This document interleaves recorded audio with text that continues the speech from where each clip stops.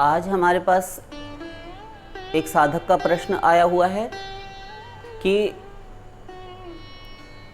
जब हम साधना करने बैठते हैं अथवा जब पूजा में बैठते हैं, ये तो कई लोगों के प्रश्न होते हैं, बहुत लोगों के प्रश्न होते हैं कि हम साधना करते हैं, जिस समय भजन में बैठते हैं अथवा कोई गुरु के द्वारा दिया हुआ मंत्र जाप करने बैठते हैं अथवा जो भी करते हैं, कुछ भी धार्मिक गतिविधि क्रियाकलाप इत्यादि हम करते हैं तो उसमें बुरे विचार क्यों आते हैं? बुरे विचार क्यों आते हैं? गंदे गंदे विचार, गंदे गंदे ख्याल, गंदे गंदे आइडियाज़, ये क्यों आते हैं? ये प्रश्न है। तो उत्तर दे देते हैं उसका, बहुत अधिक डिटेल नहीं करेंगे। गंदे विचार आने का कारण क्या? हमारे खुद के स्वयं के जो किए हुए कर्म हैं, वही गंदे आइडियाज़ उनको क्रिएट कर करके, उनको बना के, उनका सृजन कर करके वापस हमें भेजता रहता है हमारा मन।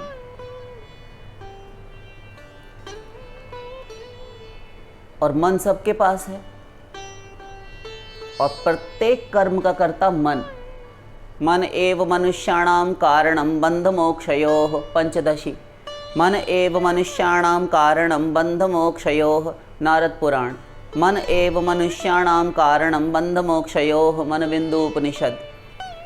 चित्तमेव हि संसारः तत्प्रयत्नेन शोधयेत् शाठ्यायनी उपनिषद। गुणेषु सक्तं बंधाय रतं वा पुंसि मुक्तये भागवत।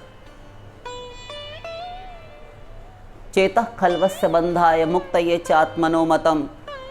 गुणेषु सक्तं बंधाय रतं वा पुंसि मुक्तये भागवत।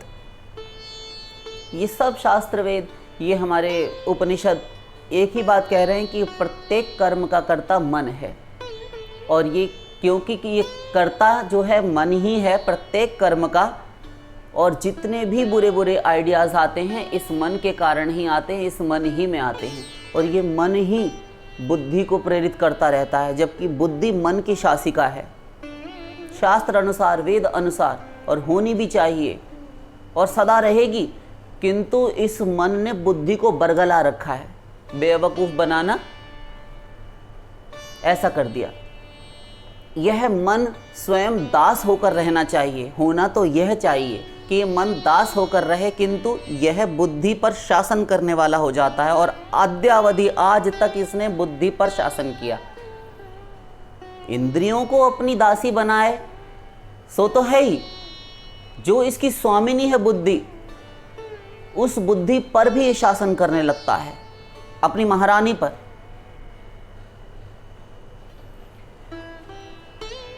और हम बुद्धि से विचार करना छोड़ देते हैं और हमसे गलत काम होने लगते हैं।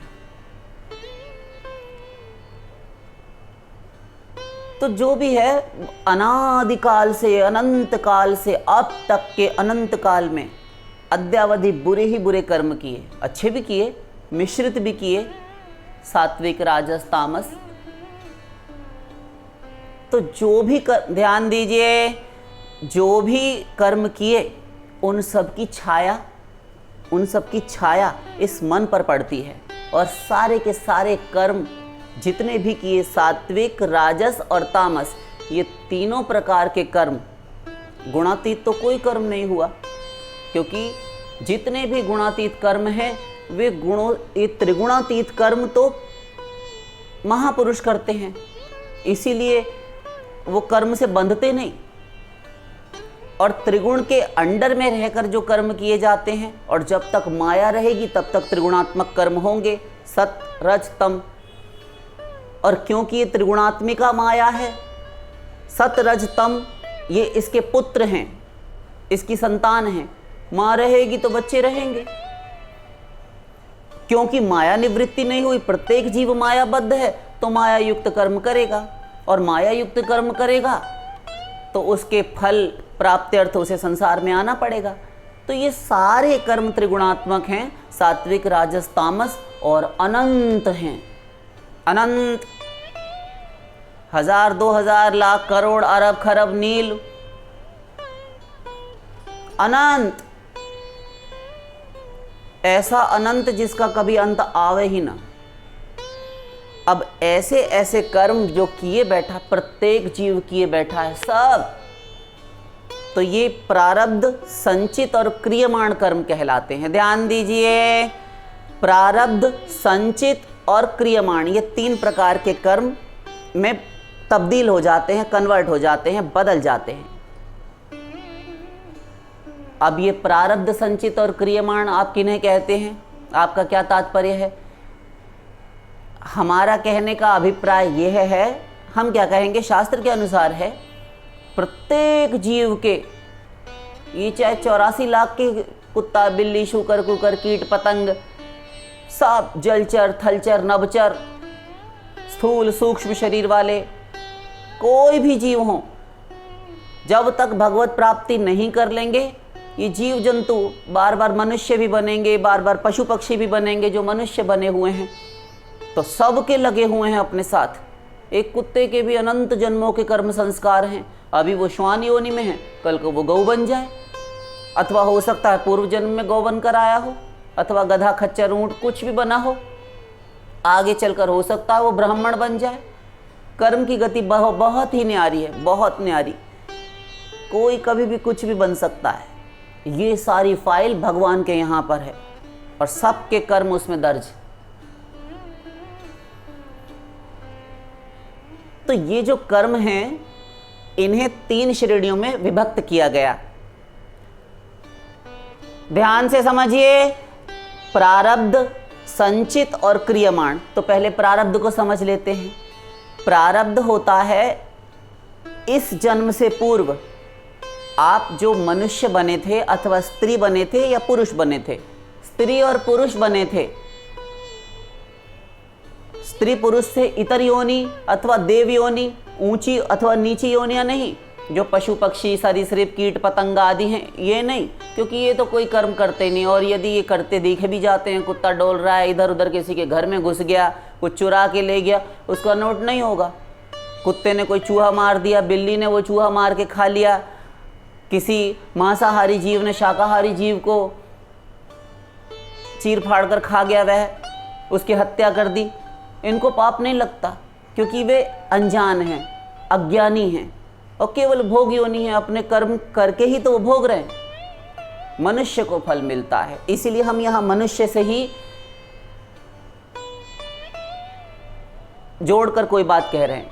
तो स्त्री बने, पुरुष बने, तो स्त्री पुरुष तो मानव योनि है, मानव शरीर है। तो मानव देह प्राप्त करके आपने इस जन्म से पूर्व, चाहे आप कुछ भी, कुत्ता, बिल्ली, गधा, खच्चर, ऊंट, भैंस, जो भी बने, कीड़े मकोड़े, किंतु इस जन्म से पूर्व आप मनुष्य, स्त्री अथवा पुरुष बने, तो आपने पूर्व जन्म में स्त्री पुरुष बनकर जो भी कर्म किया, इस जन्म से ठीक पूर्व जन्म पहले, वो उस शरीर में किए गए आपके कर्म इस जन्म में प्रारब्ध की संज्ञा पा जाते हैं। पूर्व जन्म कृतम कर्म तद्दैव मिति कथ्यते। पूर्व जन्म में किए गए कर्म वह दैव अर्थात आपका प्रारब्ध बन जाता है। तो ये हो गया प्रारब्ध। तो कभी कभी प्रारब्ध इस जन्म में भी भोगना होता है, और यदि पूर्ण रूप में ना भी भोग पाए और आपने बहुत बहुत ऊंचे दर्जे का पाप किया अथवा पुण्य भी किया, तो वो दोनों यदि फल एक साथ इस जन्म में ना भी मिले, तब फिर ये संचित में चला जाता है। तो फिर आगे आने वाले जन्म जन्मांतरों में भी थोड़ा थोड़ा यत्किंचित मिलता रहता है, जिसे कहते हैं कि हमने ऐसा क्या किया था जो हमको मिल रहा है। जितना ज़्यादा पीछे का होता जाएगा उतना ज़्यादा वो संचित में चला जाता जाएगा। और यदि पूरा पूरा मिल गया तब तो कोई बात नहीं, आप शुद्ध हो गए, आपने भोग लिया, खत्म। किसी ने मर्डर किया, हाँ, तो मर्डर करने वाले को यदि जेल हो गई, सज़ा हो गई, और उसने निर्धारित अवधि जितनी तयशुदा उसको सज़ा मिली थी उतना दंड भुगतान कर लिया, अब वो आकर आराम से सड़क पर घूमे, उसको कोई भी पकड़कर जेल के अंदर नहीं करना चाहेगा और नहीं करेगा। और कोई कहे भी कि इसको अंदर डालो, ये तो गुंडा है, इसको तो जेल हो जानी चाहिए, इसे तो जेल हुई थी, अब ये स्वतंत्र घूम रहा है, फिर कोई हत्या कर देगा? नहीं, बिल्कुल नहीं। आप पुलिस में जाकर उसकी रिपोर्ट कर दीजिए, कोई पुलिस नहीं आएगी। पागल हो गया क्या? उसको सज़ा हो गई और उसने अपने हिस्से की सज़ा काट ली, सारा दंड विधान जो हुआ था उसको भोग लिया उसने, अब उसको घूमने दो, तुम कौन होते हो सज़ा कराने वाले? तो वो शुद्ध हो गया। ऐसे ही जब नरक में जीव जाता है अथवा 84 लाख भोगता है, मनुष्य शरीर में आकर भी साथ साथ दुख भी भोगता है, कर्म भी करता है अच्छे, तो वो सारा भोग कर शुद्ध हो जाता है। अब उसको वो कर्म अब उसको फल नहीं देते, क्योंकि भोग कर खत्म हो गया। तो ये हुआ प्रारब्ध पूर्व जन्म का। संभल कर बैठिए। फिर दूसरा आया संचित। संचित किसे कहते हैं? ये क्या होता है? संचित ये होता है कि देखिए, आप सब ने बचपन से सुनते हुए आप बड़े हुए हैं, आप सब ने अच्छी तरह से सुना है और बच्चा बच्चा जानता है कि आत्मा अमर है। जिसने कभी शास्त्र वेद का नाम भी नहीं सुना, कुछ भी कभी कोई फिलॉसफी नहीं समझी पढ़ी, कोई उसकी स्टडी नहीं किसी शास्त्र के ऊपर, वह भी जानता है, वह भी कह देता है घोर घसियारा आपड़ गंवार, आत्मा अमर है। तो सब जानते हैं आत्मा अमर है और अविनाशी भी है। अविनाशी है, अजन्मा है। अजो नित्य शाश्वतोयम पुराणो न हन्यते हन्यमाने शरीरे। अजो नित्यो, ये अज है अर्जुन, कभी जन्म नहीं हुआ, नित्य है, शाश्वत है, पुराण है, अत्यंत पुरातन। कब से कितना पुराना है कोई नहीं जानता, अनिश्चित काल से है।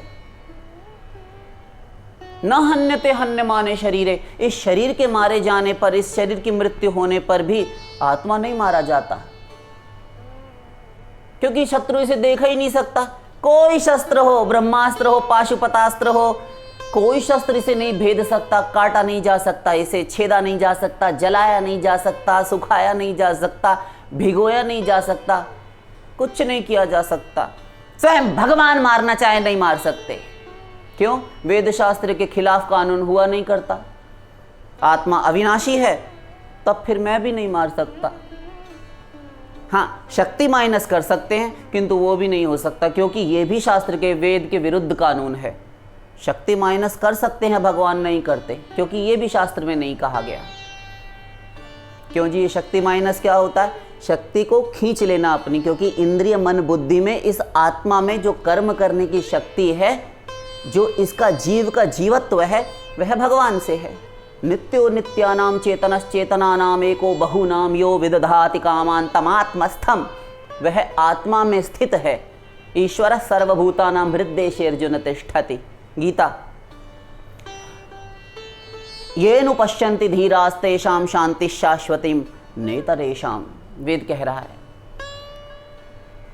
नित्यो में नित्य, चेतनश्चेतनानाम, चेतनाओं की चेतना है ईश्वर, अर्थात ये जीव चेतन, इस चेतन जीव की, इस चैतन्य सत्ता की सत्ता जिस ईश्वर से है वह भगवान है। शक्ति माइनस नहीं करते, उन्हीं की शक्ति से ये आत्मा शक्तिमान है।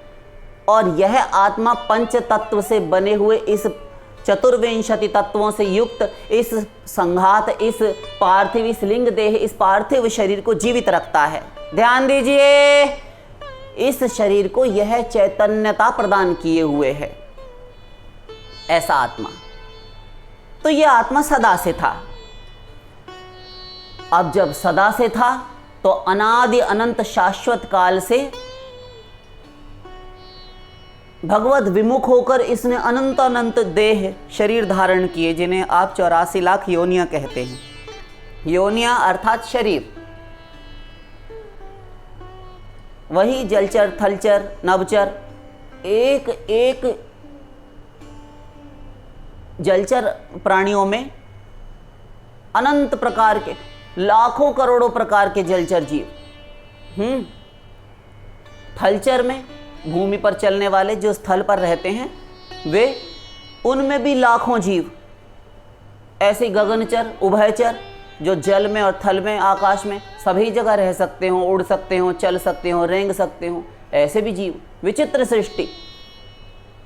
तो इन विभिन्न योनियों में गमनागमन करता रहा। फिरत सदा माया कर प्रेरा, काल कर्म स्वभाव गुण घेरा। रामायण।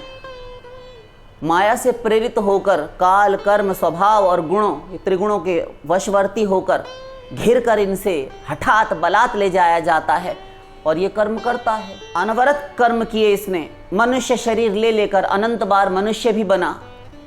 तो मनुष्य बन एक एक योनि में अनंत अनंत बार गया, क्योंकि सदा से था, अनिश्चित काल से है, जब से भगवान तब से जीवात्मा, और सदा से। तो जब से ये था तब से इसने कर्म किए भगवत विमुख होकर, भगवत विमुख होकर, और जितने कर्म किए वे अनादि अनंत शाश्वत काल से करता चला आ रहा है। और अब तक ये जीवात्मा अनंत जन्म ले चुका, अनंत योनियों में जा चुका, अनंत बार मनुष्य बन चुका, अनंत बार, लाख 2 करोड़ अरब खरब नहीं, अनंत बार। एक जन्म में यदि एक भी अपराध, एक भी पाप किया तो अनादि अनंत काल से अब तक के इस अनंत काल में अनंत जन्म लेने के कारण वे पाप अनंत हो गए। और यहाँ तो प्रतिक्षण 1 मिनट में 60 सेकंड होते हैं। और ये मन हम पहले ही प्रमाणित कर आए हैं शास्त्र से, मन एवं मनुष्याणाम कारणम बंध मोक्षयोः। प्रत्येक कर्म का कर्ता मन है और मन ही मनुष्य के बंधन मोक्ष का कारण है। इस मन ने सारे पाप किए, सारे कर्म किए।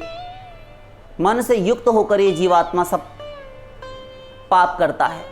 अच्छा करे बुरा करे मिश्रित करे उससे मतलब नहीं, कर्म किए और उन्हीं का अच्छा बुरा अथवा मिश्रित परिणाम भोगता है। तो अनादि अनंत काल में अब तक यदि एक पाप भी एक जन्म में माना जाए तो अनंत हो जाता है। और यहाँ प्रतिक्षण कर्म हो रहा है। नहीं कश्चित क्षणमपि जातु तिष्ठत्य कर्मकृत। अर्जुन, 1/100 सेकंड के लिए भी ये कोई भी जीवात्मा, कोई भी प्राणी अकर्मा, निकम्मा, निठल्ला नहीं बैठ सकता। कर्म करना पड़ेगा, चाहे वो खाट बिछाकर, चादर ओढ़कर, रजाई ओढ़कर सो जावे, फिर भी कुछ करता है, करना पड़ेगा, क्योंकि कर्म करना इसका स्वभाव है। और कर्म करता क्यों है? सुख प्राप्ति के लिए। उसको पता नहीं, वो अलग बात है कि वास्तविक सुख है कहां, किंतु किसी अज्ञात सुख की तलाश में, उसकी खोज में, उसकी प्राप्ति के तत्प्राप्त्यर्थ, उस आनंद प्राप्ति के पूर्त्यर्थ ये जीव अनादिकाल से जीवात्मा भगवत विमुख होकर सुख प्राप्ति बाहर करना चाहता है, ढूंढ रहा है उस सुख को, मिलता नहीं, अनंत प्रकार के कर्म करता है, इससे सुख मिले उससे मिले। तो दिन रात ये जो आपाधापी जो कंपटीशन है, सड़क पर रेंग रही हैं गाड़ियां, ये इतना ट्रैफिक है, सड़क पर भीड़ें हैं, अलग अलग प्रकार के लोग अपनी अपनी रुचियों के अनुसार कार्य क्षेत्र है उनका और उसमें जाकर प्रवृत्त होते हैं। कोई नौकरी कर रहा है, कोई बिजनेस कर रहा है, कोई व्यापार कर रहा है, कोई सब्जी बेच रहा है, कोई बाल काट रहा है नाई, कोई कुछ कर रहा है, कोई लकड़ी बेच रहा है। तमाम कर्म, ये सकल पसरट्टा, ये सकल पसारा संसार का ये जो वैषम्यता है, विषमताएं हैं, ये केवल अपने अपने यथा कर्म यथा रुचि, जैसे जैसे कर्म, जैसी जैसी रुचि, उसके अनुसार उन्होंने बांट लिए।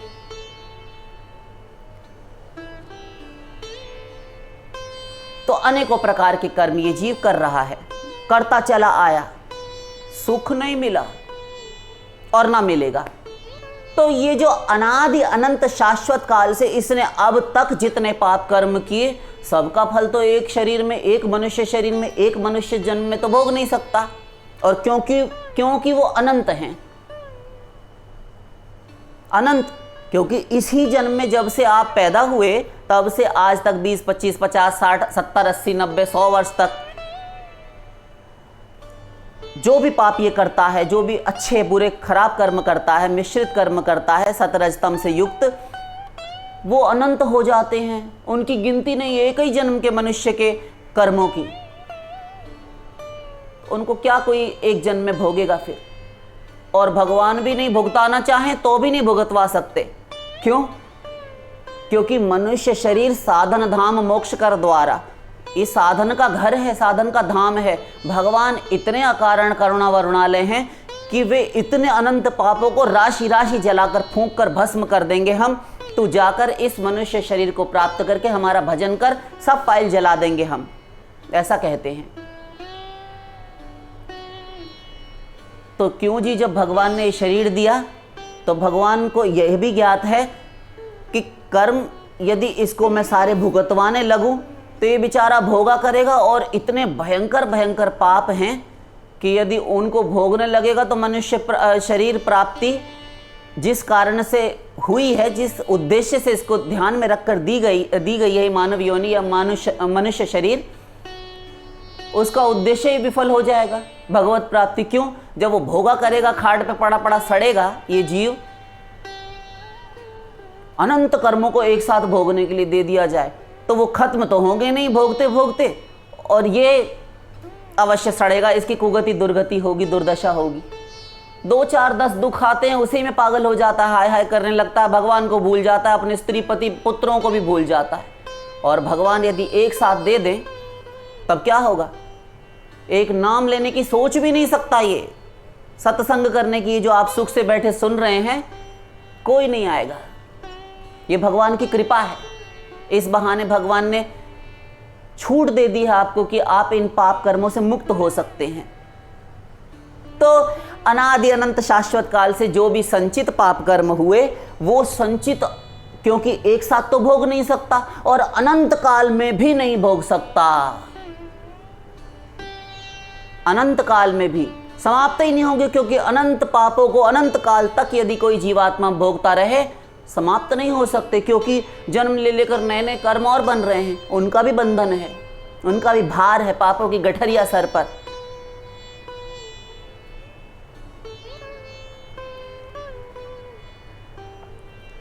तो ये सारे जमा होते रहते हैं, परत दर परत, परत दर परत, परत दर परत।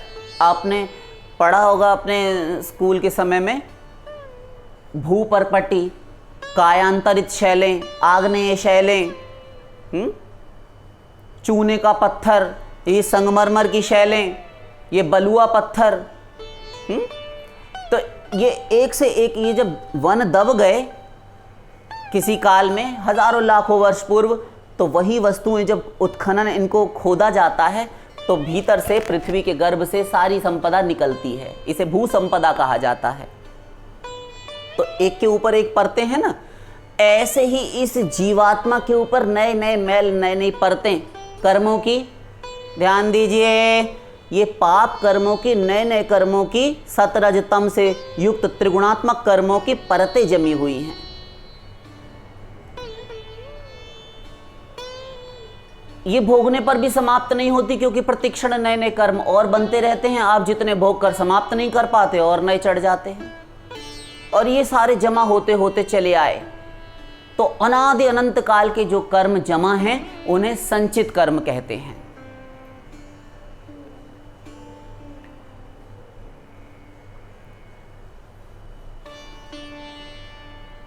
उन्हें संचित कर्म कहा जाता है। संचित, जो पूरा गड़ा हुआ आपका धन खजाना है आपके किए हुए कर्मों का, हाँ, ये संचित है। और प्रत्येक जीव का, यदि भगवान इन्हें भुगतवाने लगे तो कोई जीव कभी भगवत प्राप्ति ना कर पाए, यहीं पड़ा सड़ता रहे। ये भगवान की अकारण करुणा वरुणालयता है कि वे सब पापों से बरी करके मुक्त कर देते हैं और सबको महापुरुष बना देते हैं। जिन्होंने शरणागति कर दी, भगवत प्राप्ति कर ली, भगवान कहते हैं अब तुम हमारे धाम में आ जाना, अब तुम हमारे हो गए, कोई पाप आप नहीं बचा तुम्हारा। और हम ये मनुष्य शरीर प्राप्त करके मक्कारी करते हैं, उन्हीं भगवान को भूले हुए हैं।